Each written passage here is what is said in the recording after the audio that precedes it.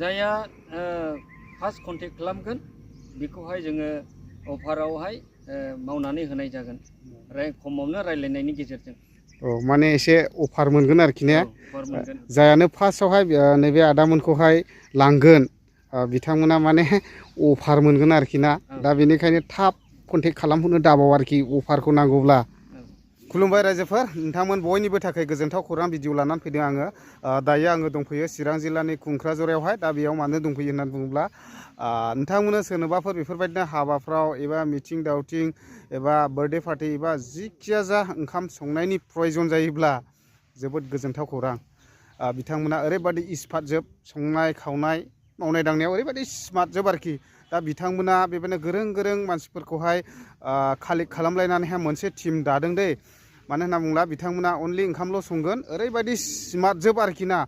दा बेफोरबायदिनो दाथ' हाबा बोथोर नङा होमबा? दा गोबांथार ओंखाम संग्रानि प्रयजन आरोखि ना। दा बिथांमोनजोंहाय डाइरेक्ट कन्टेक्ट खालामदो, ओमफ्राय कल खालामनानैहाय बिथांमोनजों जगाजग खालामनानै बिथांमोननि टिमखौहाय लानानै थांनो हागोन आरोखि। मानो होनना बुङोब्ला जोङो बेफोरबायदिनो गामि ओनसोलफ्रावहाय संग्राफोरखौबो मोनलायनोनो एसे कठिन जासै आरोखि ना। मानो होनना बुङोब्ला गावबा गाव मोनफा मोनफा बेस्थ' थायो। दा बेनिखायनो बेफोरबायदि ओंखाम संग्रा टिमखौनो जुदि लानानै थांखायोब्ला खुनु बेवहाय टेनसन गैला आरोखि ना। बिथांमोना टाइम बायदि संनानै होबोगोन, ओरैबायदि आरोखि जोबब्लासो बिथांमोना फैगोन आरोखि, टाइम जोबब्लासो। मानो होनना बुङोब्ला गामिफोरनिफ्राय लायोब्ला बेबायदिनो माबा मोनसे आर्जेन्टफोर जायोब्ला न'फ्राव ब्लड थांनानै थाहैनायबो सर' दङ। दा बेनिखायनो नोंथांमोना डाइरेक्ट बिथांमोनजों कल खालामदो, ओमफ्राय गोसोबायदि लानानै थांदो आरोखि ना। दा आं बिथांमोननिफ्रायबो मिथिना लानि, बिथांमोना भिडिअखौ जोबजासे नायलांबानो जाबाय आरोखि। ओमफ्राय प्रयजन जाबाथाय कन्टेक्ट खालामनानै बिथांमोनखौ लांनो दाबाव आरोखि। दा दङ आङो कुंक्राझारा नैबे स्कुल जाहैबाय, एम इ स्कुल दां, बिनि गेलेग्रा फोथाराव आरोखि। ओमफ्राय सिगांथ' नैबेजोंहाय ओरैहाय भुटाननिफ्राय फैनाय खानामाख्रा दैया ओरैहाय सिदा फैनानैहाय नैबे गामिखौहाय संहार खालामजोबदोंमोन आरो। दा गोजौआवहाय प्रटेकसन हैनानैहाय बे गामिफ्रा एसे आरायग' मोनबाय आरोखि, माने बासायजाबाय आरोखि। नङाब्लाथ' फुरा बेखौहाय दैयानो साफा खालामखाबायमोन। नैबे लामाखौ बारनानै बैथिंजाय नाहरब्लानो नुगोन साफा बारि बागान लांजोबबाय आरो। दा नै बेयावनो बिथांमोनानो जमा जागासिनो दङ, बैयो कुंक्राझारा हाथाय आरोखि। दा आं खाथियाव थांनानै बिथांमोननिफ्राय फेस टु फेस मिथिनानै लानि, खोनासंलांनो हागोन आरो।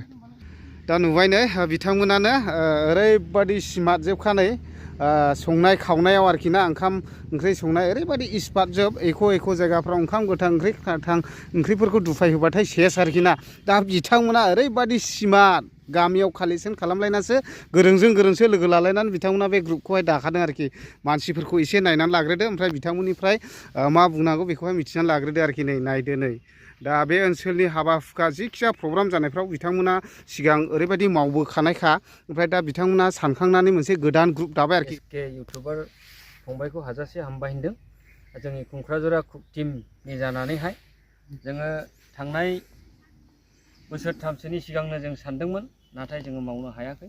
देग्लाय बे 2026 दिनै जानुवारिनि 18 थारिख 1 मास 2026 सनावहाय जोङो नैबे कुंक्राझारा कुक टिम कमिटिखौ जों गायसननाय जाबाय।